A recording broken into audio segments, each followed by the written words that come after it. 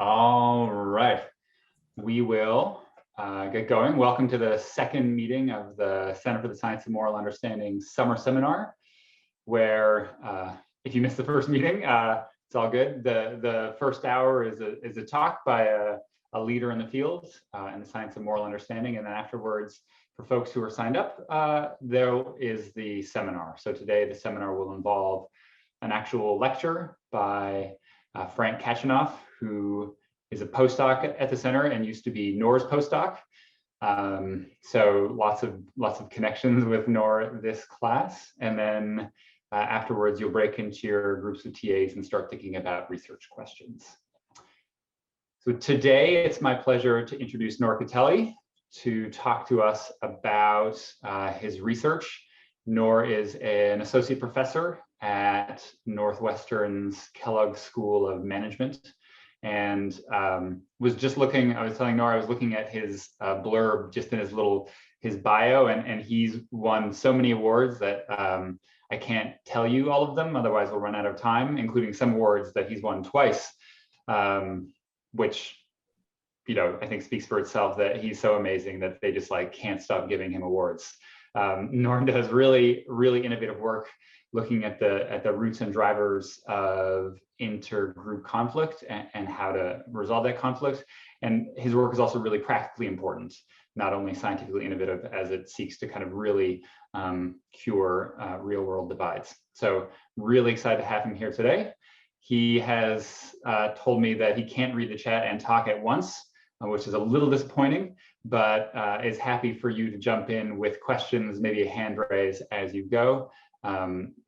At Nour's department, they aggressively ask questions all sorts of times during talk. So to make him feel at home, you can definitely do that to him. So without further ado, thanks, Nour. Excited to hear your talk. Yeah, thanks so much, Kurt. And yeah, like Kurt said, at this point, I find it almost eerie when I don't get any questions throughout the entirety of my talk. Being at a business school, I think you're used to getting about 10 questions on the title slide. But yeah, thank you so much for having me. I'm excited to share some work. And this is actually work in collaboration with several individuals, Jennifer Sheehy-Skeffington, Arnold Ho, Jennifer Richardson, but also, and most centrally with Frank Kachanoff, who's actually a shared first author on this work. So you'll be hearing quite a lot about Frank today, both through this talk and from his talk after my session. So the title of the talk is Assuming the Worst. And what we're really looking at here is beliefs about an outgroup's intentions for power, a meta-perception, as I'll describe in a little bit, and how this meta-perception, how this belief about the beliefs of another group or beliefs about the desires of another group, in particular their desires for power and how they would use it, might shape advantaged group members, in particular here white Americans, willingness or perhaps unwillingness to actually share power. So my work, generally speaking, starts from an observation that's been put forward most clearly by Jim Sedanius and Felicia Prado, which is this ubiquity of group-based inequality. And they've basically observed that all societies around the world that have any form of economic surplus tend to be organized in the form of group-based dominance hierarchies with certain groups at the top that enjoy certain power and privileges, and other groups, what they call sort of relatively subordinated groups at the bottom, who oftentimes languish without. Nour, Melton brought up a good point. We're seeing your presenter notes right now and not the slides. Oh, well, that's not ideal. I didn't know if that was like a power play. It's not a power play. Are you seeing the correct thing now? Perfect. Yep. Great. Thanks. Right. Are you seeing the 2 slides or the 1 slide? Just the 1. It's good. All right. Perfect. Sorry about that. So where was I? Yeah. So not only is this organization between groups ubiquitous, but it's also quite consequential. So, you know, one of the things that differentiates groups at the top from those at the bottom is actually there's a whole host of things that differentiate them. Not only things like, you know, the income levels and job prospects, but also things like differential health rates, differential life expectancy, differential incarceration rates, and so on and so forth. And therefore, not only is it the case that you have this hierarchical organization, which we see across a whole host of different domains, like, racial divides, gender divides, international relations, class divides, even if we think about, groups like, or systems, hierarchical systems like the Indian caste system, not only are these sort of quite ubiquitous, but they're also really important and consequential. One of the things that's really interesting about this hierarchical organization between groups is that not only is it sort of widespread, it's also relatively stable. So if you look across a whole host of group or intergroup contexts, you see that there is a fair amount of consistency in the hierarchical organization. So if you think about relations between African Americans and white Americans have over a long period of time been relatively dominant over African Americans. And if you think about the Indian caste system, some of those differentiations, for example, the Dalit or the so-called untouchables have been in a relatively disadvantaged position for a really long period of time. So from some perspectives, there's a somewhat impressive degree of stability to these hierarchies. At the same time, they're not impervious to change. So oftentimes there are events that remind us that hierarchies can shift, including fairly dramatically. So despite the fact that African Americans have been relatively disadvantaged compared to white Americans, as we all know, a few years ago, Barack Obama was elected president of the United States, rather, which was unthinkable a few generations ago. And similarly, if we think about contexts like, for example, the overthrow of Hosni Mubarak in Egypt, that was certainly for most Egyptians completely unthinkable, only a few short years before it actually took place. So you have both this phenomenon of relative stability, but also the potential for change. And in certain instances, this obviously doesn't happen easily, but sometimes you can actually have complete reversals of hierarchy. So if we think about the situation in South Africa, at least in terms of political power, the situation is actually somewhat more complicated in terms of economic power.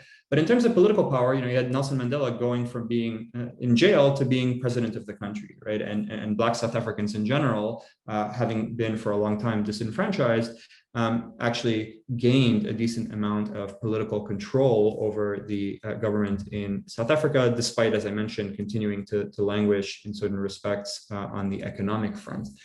This type of change to hierarchy, of course, does not come easily. So it's oftentimes met with a great deal of resistance, and we see evidence of that not only in the United States, but around the world. And therefore, these changes to hierarchy that can occur are oftentimes heavily contested. In fact, in terms of what we know from the research literature, there's a fair amount of evidence that dominant group members tend to be threatened by and try to resist changes to their advantaged status quo. So one of my favorite studies on this is a study that was conducted by Dan Scapers and Naomi Elmers, where they actually brought people into the lab and they assigned them to either high or low status groups, and they measured their blood pressure, which is an indicator of physiological threat. And what they discovered is that when people were initially assigned to a low status group, they actually showed a spike in blood pressure, suggesting that they were feeling threatened by that group assignment, whereas people who were assigned to high power groups or high status groups didn't show any changes to their blood pressure. Later in the experiment, they actually introduced the possibility for change. They said, you're going to do some tasks, and on the basis of those tasks, we might actually revise the status arrangement. And then they measured blood pressure again. And what they saw is that people who were currently in low power positions didn't have any shifts to their blood pressure, but people who currently were occupying high status positions and were at the threat of potentially losing them now actually showed a spike in blood pressure, suggesting that they were threatened at the possibility of losing that advantage. We also know more generally from work by people like Larry Bobo, Mike Norton and Summers, Richard Ibach and Keegan, that dominant group members tend to generally see intergroup relations as a zero-sum game, where the gains of a relatively disadvantaged group might be experienced as losses for those who currently belong to advantaged groups. And broadly, we know from work by Maureen Craig, Jen Richardson, Rob Willer, who you heard from last week, Felix Danbold, Yan Huo, that dominant group members oftentimes respond defensively to the threat of majority-minority demographic shifts. So when they learn that the proportion of minority Americans might actually rise above 50%, white group members actually show evidence, for example, of a conservative shift in their political attitudes, consistent with the notion of sort of defending the existing hierarchical social order. So we know from the research in general that hierarchy is there, it's relatively stable, it can shift, high power groups oftentimes resist those shifts. But what hasn't really factored into this equation is high power group members' beliefs about what an outgroup actually might intend for power. So as you think about the possibility, if I'm a dominant group member and I think about the fact that the world is changing, maybe my hierarchical position might be coming under threat, yes, I might experience some degree of threat at that prospect, a defensive shift. But what we've argued in our work is that that process is going to depend in important ways on what you believe the outgroup would actually intend to do if they gained more power. And you could imagine a world in which my meta-perception, my belief about what that outgroup would actually intend for power, is that they would actually just seek to turn the tables, that they would seek to gain power and subordinate me. So they would sort of take on that dominant position.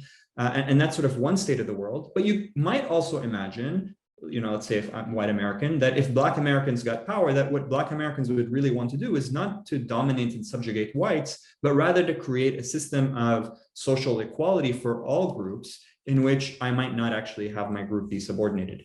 And which meta-perception I hold, which belief about the state of the world I hold in terms of the outgroup's intentions for power might meaningfully shift or shape how I might orient towards sharing power. And going back to the South Africa example, of course, there were lots of reasons why white South Africans were ultimately willing to work to share power with Black South Africans, including, of course, a lot of external pressure. But one factor that has been pointed to and we think relates to the theorizing that we're talking about here is the approach that Nelson Mandela took. Right, Nelson Mandela was quite intentional in highlighting that he wanted a new South Africa that was inclusive of all groups, including white South Africans, and was quite clear that he wasn't intending to push for Black Americans to dominate white Americans. And we think that that type of approach that he took may have been relevant to the behavior and willingness to share power ultimately of white South Africans. Now, it turns out that there's not really a lot of work that's examined beliefs about what a disadvantaged group would do with power. There's a little bit of work by Goldman in 2017, a recent paper by Eric Schumann in JPSV that's looked at how people interpret the intentions of other groups depending on what form of collective action they pursue, normative or non-normative collective action. But generally speaking, there's been very little work that's examined people's beliefs about how other groups think about revisions to the existing status quo. Most research sort of focuses on whether a high power group is losing power or things are changing, but they don't really focus on or think about the possibility of the entire social hierarchy being inverted or reversed. And this is actually somewhat surprising, given that there's a lot of research that suggests that meta-perceptions are quite important. So we know that our negative beliefs about how an outgroup views us actually shapes the quality of cross-group interaction. So for example, white individuals who believe that Black individuals don't like whites actually have more anxious and unpleasant intergroup interactions, and the interactions actually end up being more unpleasant for both parties. We know also that when we believe another group doesn't like us or in fact dehumanizes us, that tends to predict reciprocal hostility and dehumanization in kind. So there's good evidence suggesting that, generally speaking, what we think another group thinks about us or what they think about our intergroup relationship is important. So we wanted to look at that in the context specifically of hierarchy and sort of revisions to the existing status quo.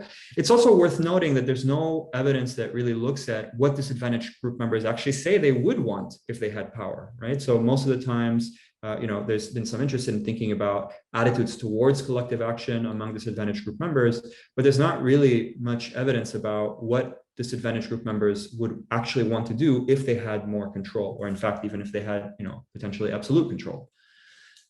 Sort of just reiterating the way that this has kind of played out in the real world. These are some quotes from South Africa. So Jan Strijdom said in 1956, sort of exhibiting this very zero-sum perspective, either the white man dominates or the Black man takes over. De Klerk, as late as 1989, said, white domination, insofar as it still exists, must go, but domination by a majority is just as unacceptable as domination by a minority, highlighting that dominant group members are sensitive to this possibility of being dominated in kind. And Mandela, as I sort of mentioned earlier, highlighted that for him, it was really quite important that Black South Africans not dominate either. So he said, I've fought against white domination, I fought against Black domination, I've cherished the ideal of a democratic and free society in which all persons live together in harmony and with equal opportunities. And our work is really intended to see how statements like this and how this perspective might actually shape dominant group members' willingness to give up power.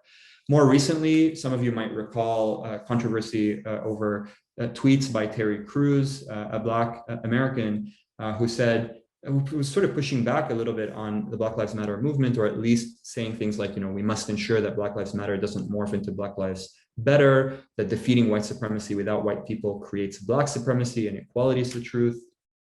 Interestingly, there were many people who were quite ready to support Terry Crews and to say, that Black Lives Matter actually is morphing into Black Lives Better. One tweet here on the right says, when I look at Black Lives Matter, all I see is Black supremacy. But then there were many other individuals who actually within the Black community who pushed back on Terry Crews and said that this really isn't the intention of Black Americans. So, on the left, you see, I love you as a friend, Brother Terry, but I disagree with you 100%. No such thing as Black supremacy. That's a tactic that racist whites use to counteract us. It's called gaslighting. Black pride isn't anti-white. On the right, we see, liberation from an oppressive system is not rooted in a desire to become the oppressive system. This is just sort of highlighting that all of these things are in the air, right? These meta-perceptions and the conversation around them are in the air, but they've really been, in our opinion, somewhat understudied. Okay, so just the roadmap for today's talk. What we want to look at is, what do white Americans actually believe about Black Americans' intentions for power? Where do those beliefs come from? How do they predict white Americans' attitudes and policy support? How do white Americans' meta-perceptions actually correspond with what Black Americans say they would want to do with power?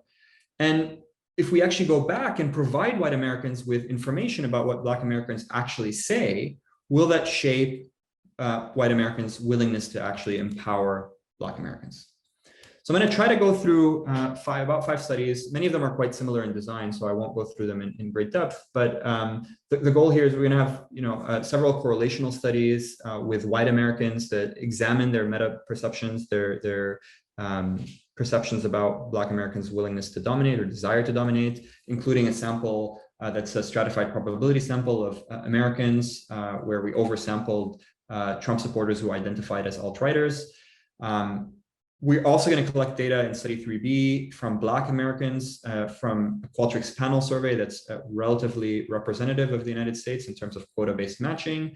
And then I'll share with you one pre-registered correlational study, but also one pre-registered experiment with white Americans. In the experiment, we actually provide white Americans with the data that we collected from Black Americans in study 3B. All right, so our first most basic question is, what do white Americans actually believe about Black Americans' intentions for power? This is the scale that we came up with to measure what we call meta-dominance. And again, it's meta-dominance because it's a meta-perception about the desire of the outgroup for dominance. The way that it works is as follows. White Americans are asked about the extent to which they agree or disagree with items like, Black Americans are highly motivated to turn the tables on the groups to the top of the social system and enjoy the advantages they've been enjoying. If Black Americans got to the top of the social hierarchy, they would want to stay on top and keep other groups down. They would want the groups currently dominating to suffer. Or in the reverse coded direction, they'd put all of their efforts towards creating a more egalitarian social system for all groups, or they'd want to implement a social system where all groups get an equal share of power. So this scale runs from 1 to 7, 7 being more likely to believe that Black Americans would want to dominate, and 1 believing that Black Americans would be more likely to want to institute equality between all groups. Just to show you the data across the samples that we've collected, again, it's a 1 to 7 scale. And you can see here that we've broken it out in a few different ways. Broadly speaking, and quite consistently across the studies that we've collected, we tend to find that white Americans on average are right around the midpoint. So they're sort of in between these two ends of the pole. But I'll show you in a second the distribution, and you'll see that it's actually, there's quite a lot of variance on either side. So you get a mean that's in the middle, but you get about approximately half of white Americans believe that Black Americans would want to use power to dominate, and approximately half of white Americans believe that they would want to use power for equality. In our representative sample from Nour, we can see a few more interesting features. So you discover, perhaps unsurprisingly, that alt-right adherents are meaningfully higher in their belief that if Black Americans had power, they would want to use it to dominate. Whereas in the sample, Clinton supporters were a little bit lower, not all the way down at 1 or 2 on the scale, but a little bit lower than Trump supporters or alt-right adherents. Nour, can I ask a quick question? Please. So presumably, as you mentioned, right, there's variance in what people think and also what Black Americans would do with the power, right? Yeah. And it seems most consequential, like it seems more consequential to what Beyonce thinks about what to do with power, given that she's very powerful, than a kind of random person on the street, right? Like what Nelson Mandela thinks is really important because he's a national leader, but someone in a random person, less consequential. So sure.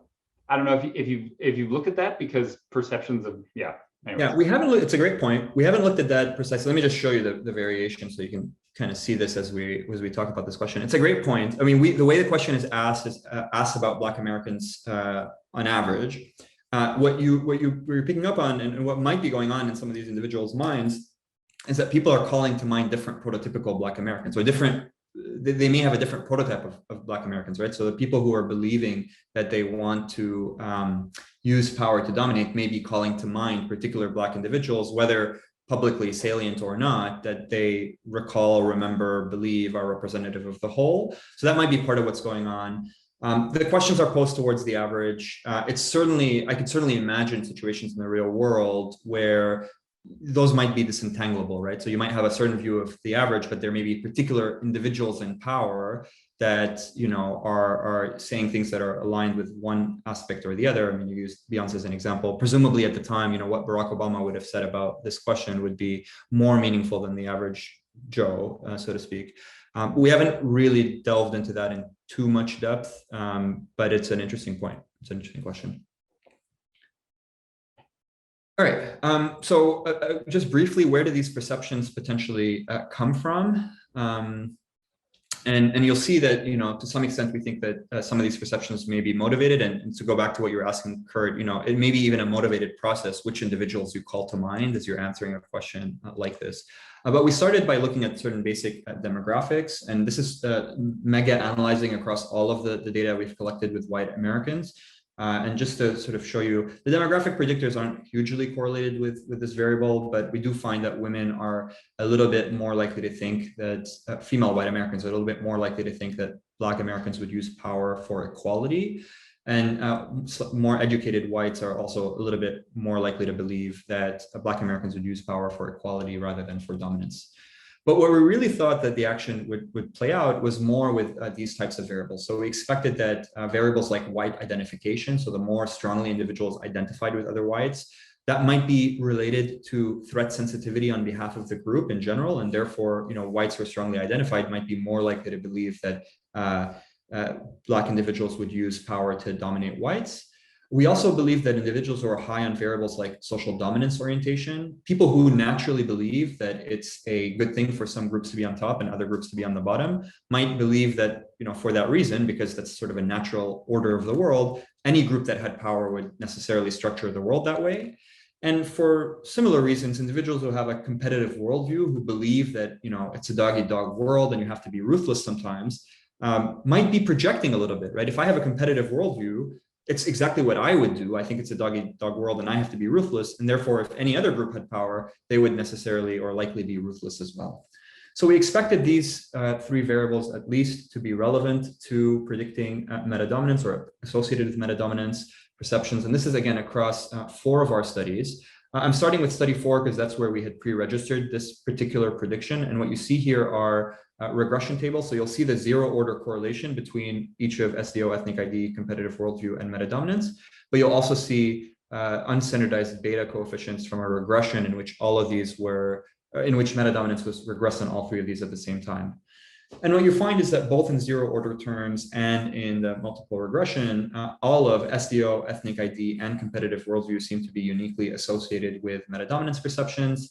And when we went back and tested this across the variety of the other studies, we didn't always have all 3 variables. And you'll see in study 1A, we had zero-sum beliefs rather than competitive worldview, pretty similar construct. The general pattern is consistent. So generally speaking, we find that these 3 variables seem to be quite closely associated with meta-dominance perceptions. And while we don't have longitudinal evidence to support this, we do think that these variables are likely to, at least in some cases, causally precede beliefs about the intentions of an outgroup for power.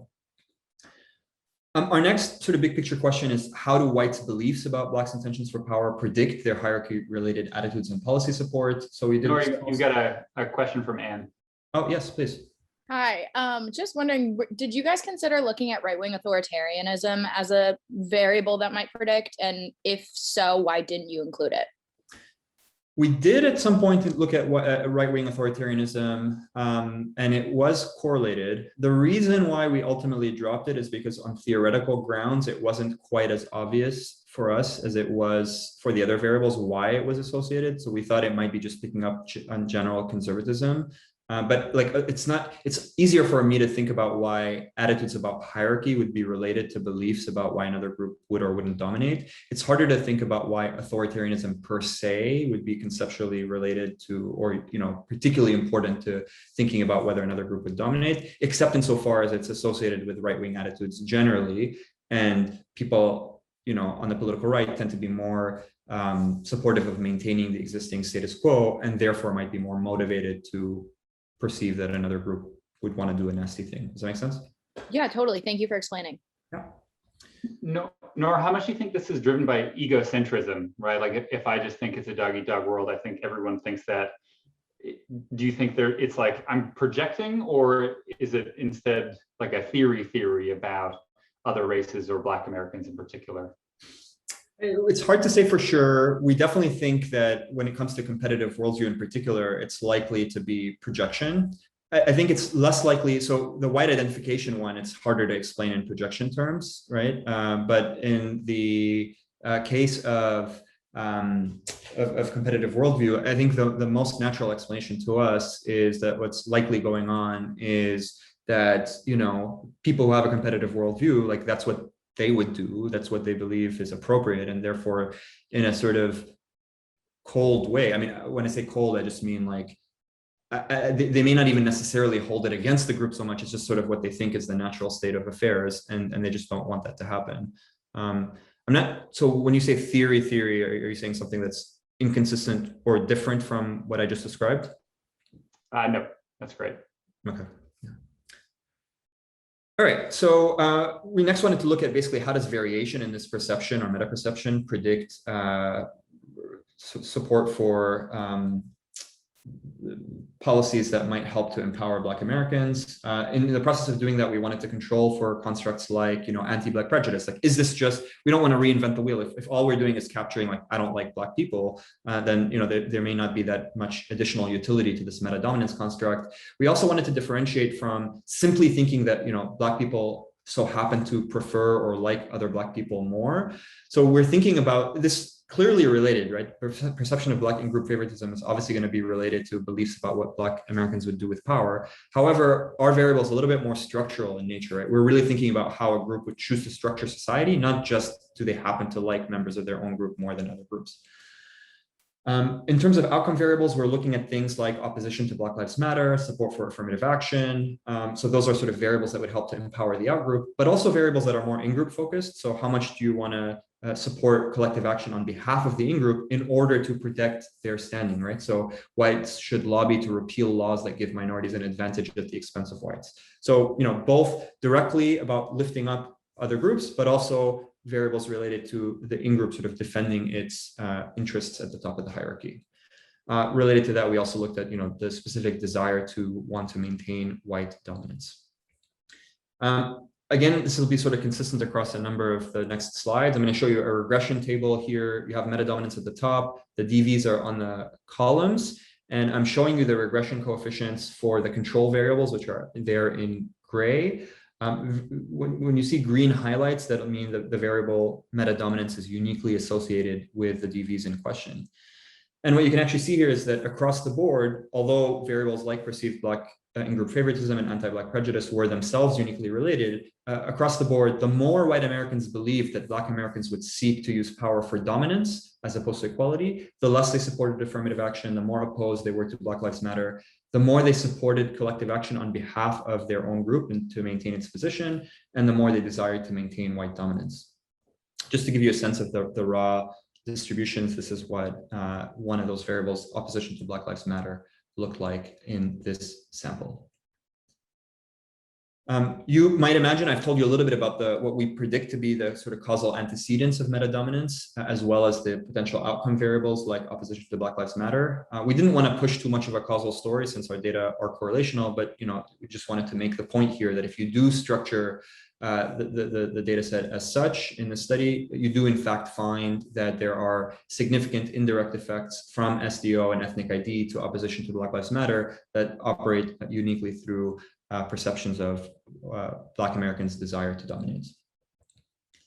So this is just a kind of a replication essentially from a nationally representative sample. We had slightly different control variables here and slightly different dependent variables, but quite similar. So here we're controlling for perceptions that society discriminates against whites, perceptions that society discriminates against Blacks, as well as anti-Black dehumanization.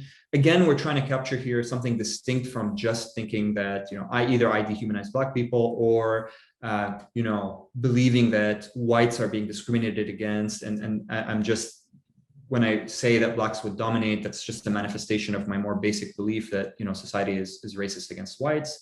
Again, we find controlling for these other variables, meta-dominance is uniquely associated with the DVs that we expect it theoretically might be. I'll just go through this super quickly because it's basically just doing the same thing, but this comes from the Qualtrics panels survey with white Americans that's approximating the census proportions on gender, age, region, education, and household income, slightly new controls. Again, here, what you might worry about is like, well, maybe this meta perception about what the other group would do if they had power is really triggering some anxiety about shifts to the status quo. It's not specifically about what they would do with power, but it's just reminding people that there are all these changes happening in society. So to capture that, we wanted to control for things like perceptions of Black racial progress, that Black people in general have been moving ahead, and as well as white demographic decline, right? This belief that the perception that minorities are starting to take over and whites are a diminishing proportion of the population, which sort of captures this notion of changes, but doesn't capture anything about how another group would actually choose to structure society. So again, we look at meta-dominance controlling for anti-Black prejudice, dehumanization, as well as these two new variables I just described. And again, across the board, whereas several of these other variables are also relevant, the more white Americans believe that Black Americans would use power for dominance, the less likely they support affirmative actions, reparations, the more likely they are to oppose Black Lives Matter, and the more they show an incentive to protect in-group interests through collective action. All right. So the final study that I'll show you with white Americans, we had a slightly revised scale. I'm not going to get into the details about that change, but we wanted to sort of look at the dimensionality of the scale. We improved a little bit and find that it was unidimensional. We did have, importantly, a prediction about divergent validity. So far, I've just shown you that meta-dominance correlates with everything, but you might expect that it should be related to some things more than others. And our theory was that it would be especially strongly associated with power-relevant outcomes, not just general outgroup negativity. So sure, if I think another group would use power to dominate, I might not like them very much, but we were expecting that really what this would most strongly relate to is the willingness to actually structurally empower that group, right? That's where this is going to have the most sort of bang for its buck. Also, while we've had a bunch of, we think pretty conservative covariates, one thing we haven't looked at is another just basic negative meta perception. So we also included meta prejudice here. So just the perception that Black Americans don't like white Americans. Again, really trying to hone in on this perception about what they would do with hierarchy. So we would think on the front end, it's really about your beliefs about what they would want to do with hierarchy. And on the DV end, it's also specifically about dependent variables that are relevant to hierarchy, not just general prejudice and negativity. So we had some new outcome variables, many of which were specifically focused on empowerment. So, Black empowerment, whether realistic or symbolic, saying that we should vote Black politicians into power, or saying we should, make efforts to eat at Black-owned restaurants or put the face of Martin Luther King on the $100 bill. These are really all we think about power directly. And then positive Black stereotypes is a variable we expected meta-dominance would be less associated with. Not that it's not going to be associated with it at all, but just saying that, Black Americans are very creative, or believing that Black is beautiful. Those are more just general intergroup positivity and less directly about the hierarchy. So another regression table, but the main thing I want you to take away from here is, while meta-dominance was uniquely associated, even controlling for meta-prejudice, with all of the variables, it was actually significantly more correlated or more predictive of Black empowerment, both realistic and symbolic, than it was with positive Black stereotypes. So that correlation, or that unstandardized beta of minus 0.20, is actually meaningfully lower and significantly different from the variables we expected it to be more closely associated with empowerment in the realistic and symbolic direction. All right, so as I predicted, I was slightly optimistic about how quickly I would get through everything, but I will share just a few more data points that we think are interesting. One, what do Black Americans actually say about their intentions for power? So we collected data from 307 Black Americans on Qualtrics panels at the same time that we collected that data from white Americans. Again, these data, or the sample, approximated the census proportions on gender, age, region, education, and household income. We just asked Black Americans the exact same questions. But now, instead of asking them to predict what the other group would say, we just actually asked them, for you as a Black American, how motivated are you to turn the tables on the groups at the top? How much would you want groups at the top to stay down if you were at the top of the social hierarchy? How much would you instead want to actually implement a social system where all groups get an equal share? Again, here, higher numbers reflect more of a dominance motive, and lower numbers here reflect more of a desire to help create equality.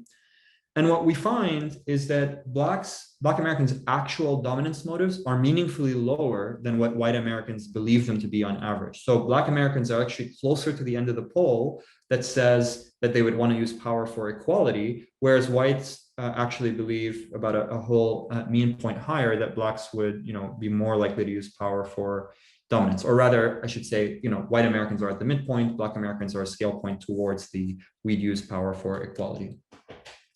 And then, very briefly, I'll just highlight one particular notable correlate among Black Americans of this domination motive.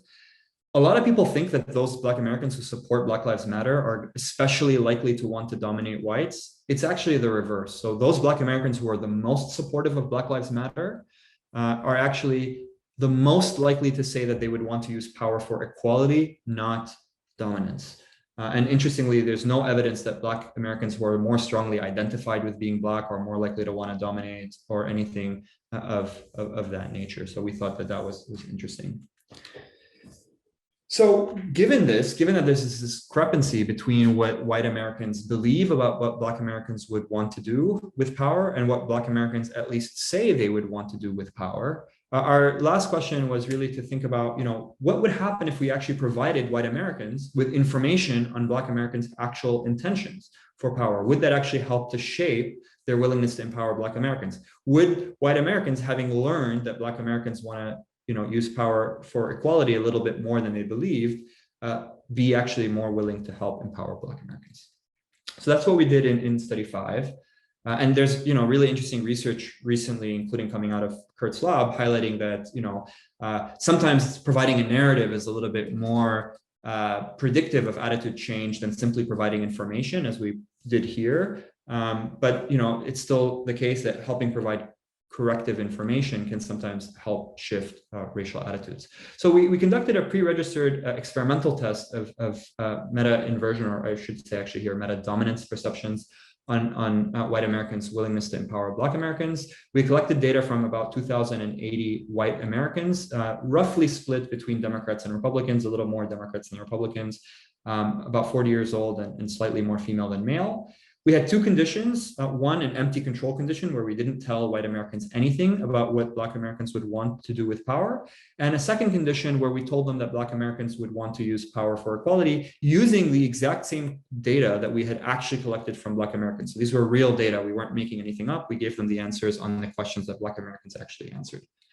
We also expected that there might be moderation as a function of variables like white identification, political conservatism, as well as racial anxiety. So, the thinking here was essentially that whites who are politically liberal might already believe that Blacks want equality. And so you might imagine that we might get more of an effect for political conservatives who at baseline believe that Black Americans want dominance.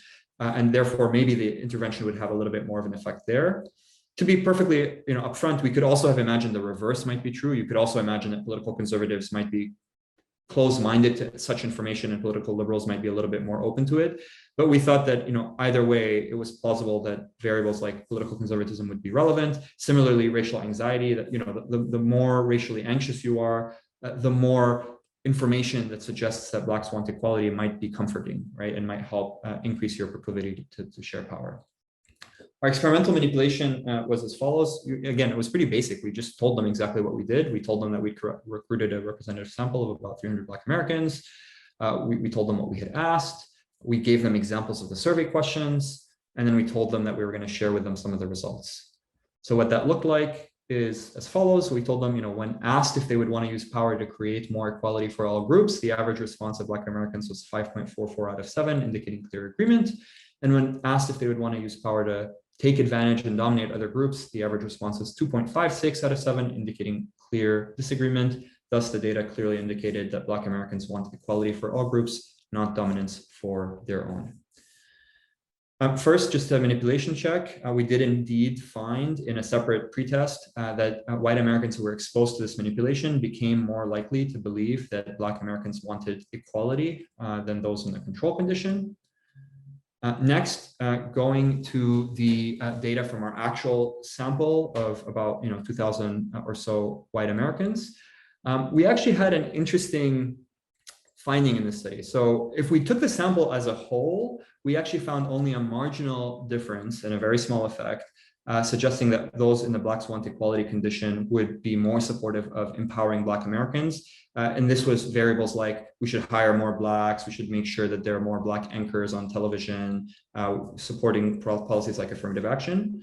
However, it turned out that by chance, despite having collected a large sample, one of the variables that we had collected prior to the intervention, racial anxiety, was actually higher in the Blacks want equality condition than the control condition. So there was sort of a failure of randomization, so to speak. And of course, racial anxiety is quite closely associated with support for Black empowerment.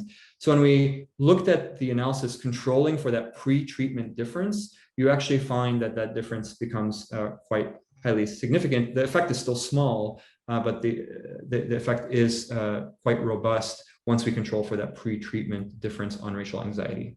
We also looked at moderation. So we looked to see how the effect would differ as a function of variables like political conservatism. We also did this for racial anxiety and found similar effects, but I'm just showing you the effects for political conservatism here.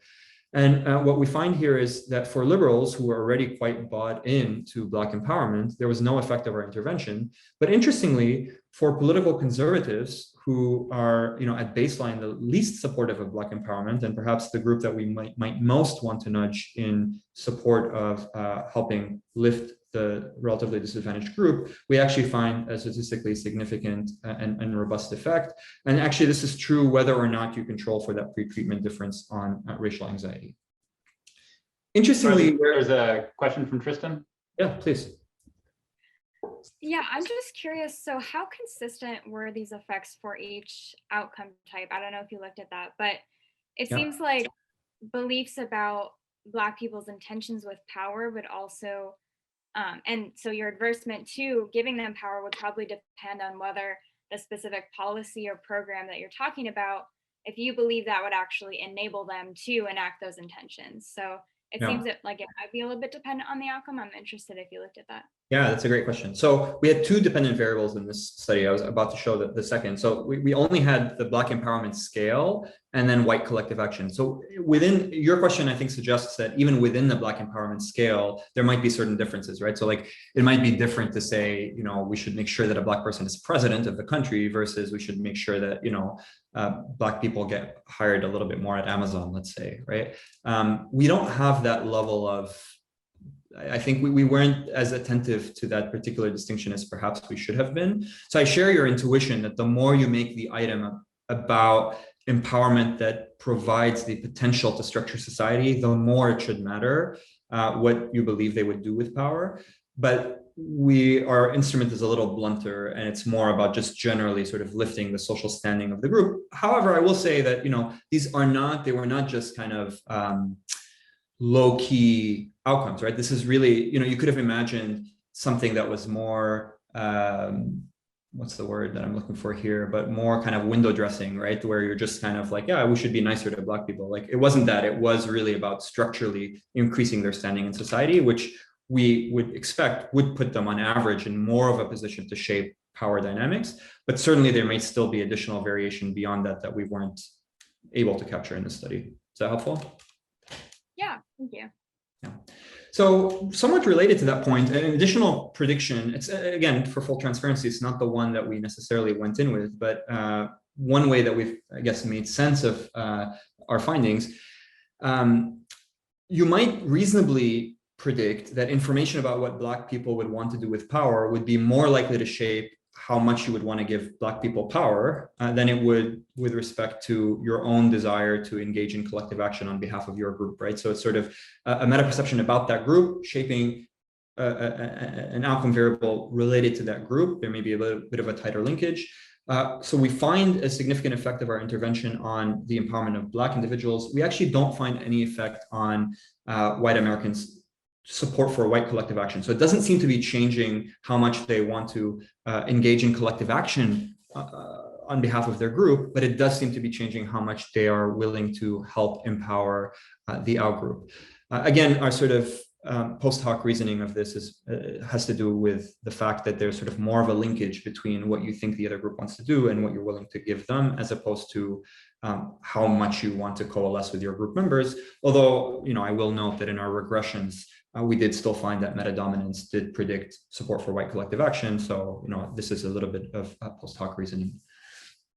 So just to conclude, and hopefully we'll have about 10 minutes at the end for questions. On average, our data support the notion that white Americans are somewhat skeptical of Black Americans' intentions for power. At least about half of the distribution, or a little bit less, believe that Black Americans want to use power for dominance. The other half is more likely to believe they would want to use it for equality, and the average, therefore, is somewhere around the middle. It seems to be predicted by variables like white Americans' identification with their group, their beliefs about the desirability of social hierarchy, and their own belief that the world is a dog-eat-dog place. White Americans' perceptions or meta-perceptions about Black Americans' intentions for power seem to predict attitudes related to hierarchy maintenance and the willingness to empower Black Americans. And this was true controlling for a whole host of related constructs that you might expect to be associated with these types of hierarchy relevant outcomes, including, you know, we think quite rigorous controls like meta-prejudice and perceptions of anti-Black prejudice and perceptions of a declining white population share. Interestingly, on average, Black Americans say they would want to use power to institute equality, not dominance. Things like support for Black Lives Matter actually is negatively correlated to the desire to dominate other groups. There's no evidence that Black Americans who support affirmative action or nonviolent collective action are more desirous of dominating others, inconsistent with some social narratives. And Black Americans generally perceive power as appropriate to use primarily in service of equality and support of the disadvantaged. We had some additional variables I didn't get into, which looked at sort of a variety of ways in which you might want to use power, and almost all of them were consistent with helping to bring about social equality.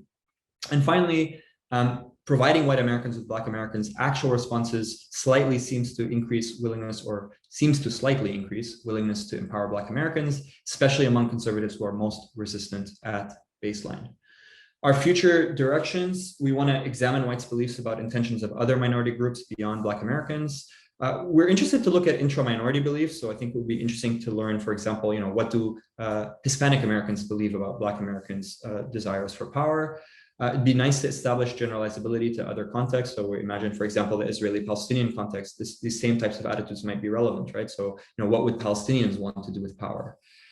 We're interested in considering alternative causal orders. So you could imagine a world in which reminding white Americans of past racial injustices perpetrated on behalf of their group or by their group might actually lead them in a motivated way to say that Black Americans would want to use power to dominate, simply to sort of stem the tide, or to sort of excuse past injustice and stem the tide for hierarchy-related changes. And then finally, we've looked a lot about perceptions of what another group would want to do with power. And we've asked that group what they would say they would want to do with power, but what one group says they would do with power and what they would actually do with power might be a little bit different. So in experiments that Frank has been leading, we've actually been creating hierarchies in the lab and reversing them over time, turning the tables and actually seeing what do formerly subordinated groups do with power once they have it. How do they treat their former oppressors? And how do they also treat former other third-party groups that were subordinate, that had been subordinate alongside them, and that stayed subordinate after the focal group gained power. So please do pester Frank to learn a little bit more about the details of those studies. But that's all I had for you today. Sorry for going a little bit over, but or more than I had intended, but thank you again for your attention, and thanks to my collaborators on this work.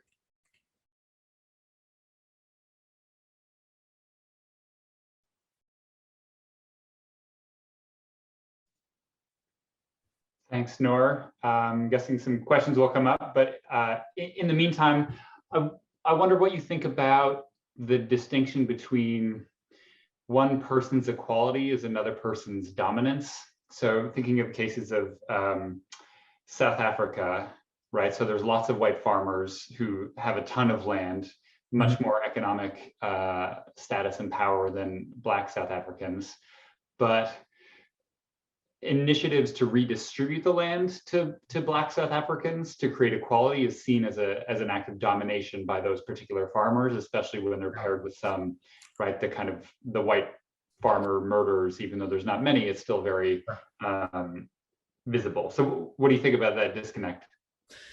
Yeah, it's an interesting question. I'm not sure our work is perfectly positioned to answer exactly that question, but I mean, because I think what you're pointing out is that the process towards equality could be perceived by individuals as domination, right? And so I think where our work becomes relevant here is that same decision. So we may never be able to change someone's perception that taking away an accrued advantage isn't domination rather than equality per se. However, I think that the context in which that action occurs, for that, I think it's relevant why you believe the other group is intending to do it. So let me say it differently. Like if you're coming and taking my farm, if I believe that what you want to do with it, or the reason that you're doing that is because you want to dominate me, versus something different, that you're more invested in equality, I might still experience it as a loss. I might still experience it as domination. But I think what our work would suggest is that even for groups or individuals who are inclined to be more likely to see it in the form of dominance, the intention behind the action may still be relevant. So I can't say that with any great deal of certainty. I think it's an empirical question, but I think you're right that, I don't think this gets us away from the fact that certain people might still encounter progress towards equality as imposing costs on them and subjugating them in some way. Great, and I'll just leave you to answer questions if that works. I'll take them in the order I see them here. So Farouk, do you want to start? Yeah, I can start. Earlier in your presentation, you mentioned something about observed physiological changes when people's hierarchical status were threatened. This just made me think that emotions were involved in this process. Later, you mentioned some stuff like STO and, let's say, competitive worldview, and you said that these were, let's say, cool stuff, maybe cognitive stuff, not that emotional stuff, that it relates to, let's say, meta-dominance perception or dominance perception. How do you think the involvement of emotions works in let's say creating this dominance perception? Yeah, that's a great question. So I certainly didn't mean to imply that I don't think emotions play into that process. And in fact, what I was distinguishing when I said sort of colder versus hotter, I was sort of differentiating, and I think it's a matter of degree, but I was differentiating white identification, which I do think is very much about the sort of emotional threat response, and something like competitive worldview, which at least is compatible with the possibility that in a sort of cool, calculating way, you just believe that, like, look, any group would do this, and therefore, why would I want the other group to have power? So I definitely don't want to make it sound like I don't think emotions are involved. I absolutely think that the threat of losing power is scary. It's anxiety producing and potentially anger inducing. And I think that that's, if I were to predict where that would fit into a model, if we were to add emotions, I would expect that white identification would be particularly associated with anxiety and anger, perhaps more so than competitive worldview and SDO, but it's still possible that those variables would predict those emotions as well. And I would expect the emotions to potentially play a mediating role. Rehan? Hi, thank you. Great talk, by the way. So I was wondering, you mentioned in the beginning of it, talking about the basis of those meta perceptions. I don't know if you got to that. I just thought that would be, particularly insightful for where interventions can apply like most effectively. So wondering if you had any ideas or research on that. You mean like, so where these are coming from? Yeah. Yeah. So our weak attempt to get at that was through the incorporation of variables like SDO, white identification, and competitive worldview. I think to provide stronger evidence, we'd want to show sort of longitudinally over time that levels of those variables are shaping these meta perceptions. But I think even beyond that, like, where is that coming from? I think it's also coming from the media that you consume, right? So like, I think if you're watching something like, a channel like Fox News, or, at the limit, reading media like Breitbart, that constantly have a narrative around they're out to get us, and they're, critical race theories seeking just to dominate white people, et cetera, et cetera. If that's the type of media you're consuming, I think you're more likely to form these types of meta dominance perceptions. So I would imagine that part of it has to do with individual differences, like the ones that I focused on, but also some of it has to do with the social network that you're embedded in, the media that you're consuming, and so on. But yeah, that's TBD. There's definitely more work to be done here to sort of nail that further. James? Hey, you mentioned when you were talking about study 5 that the sort of giving information is not as change inducing as giving a narrative. Can you speak a little bit about what you see like the ideal for changing this is? If it's not information and narrative might be more important, like what does that look like?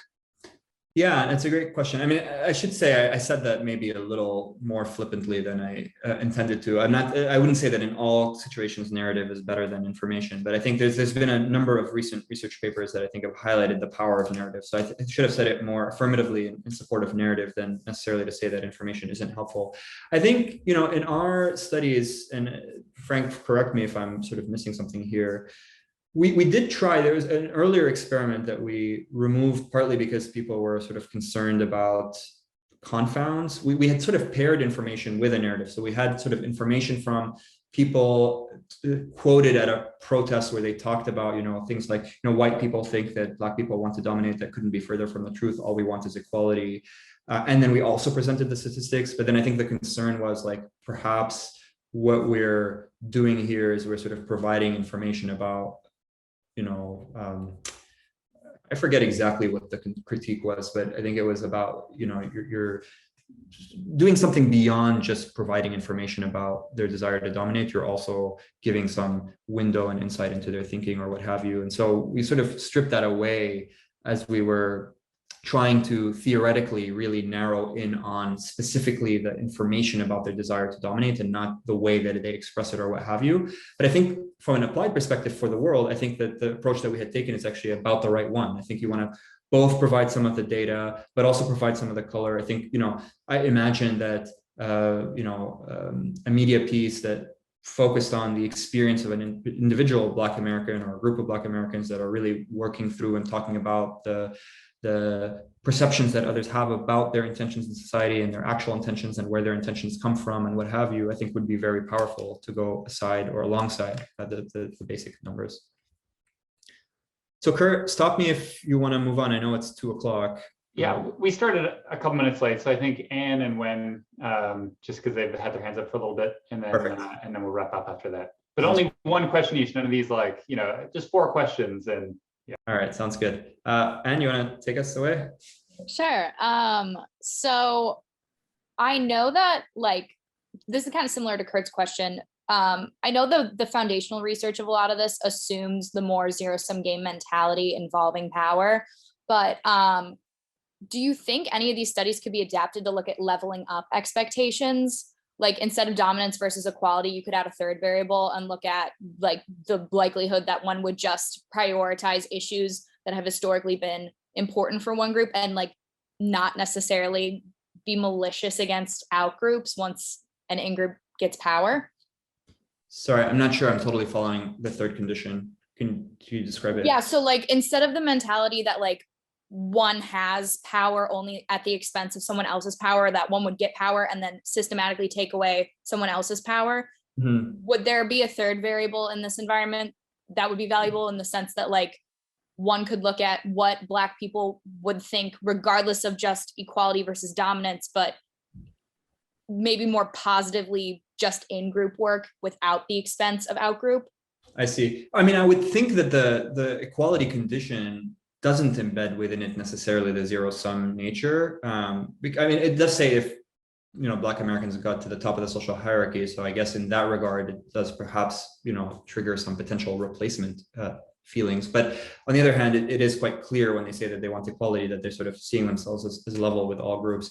It's interesting. I mean, yeah, I could certainly imagine a condition in which we just told white Americans about Black Americans' own initiatives and concerns for their own group.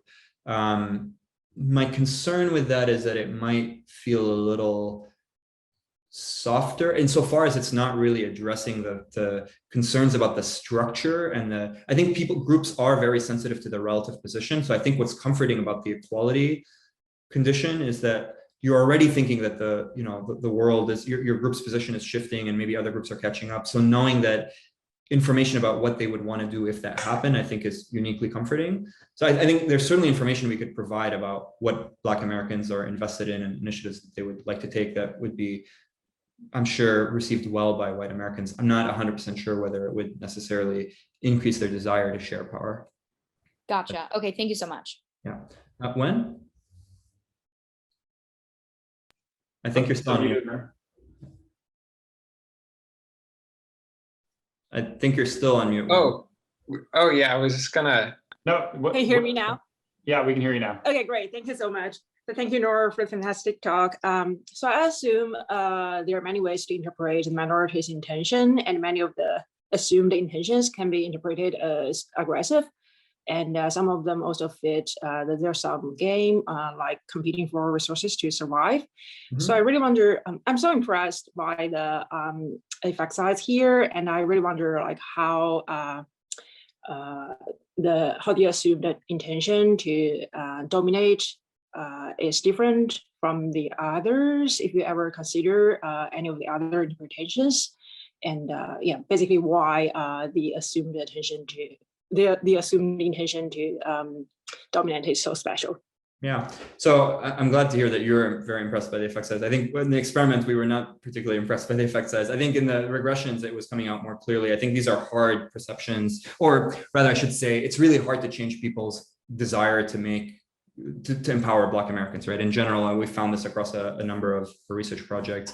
Changing some of these attitudes is just tough to do. So the effect size is actually small of the experimental condition. That said, in the correlational work, it was quite strongly associated. And the reason why we think it's different, and this sort of gets back a little bit to the conversation I was just having with Anne, is, meta perceptions about dominance, the thing that they have that's distinct from, does the other group like me, or does the other group favor itself?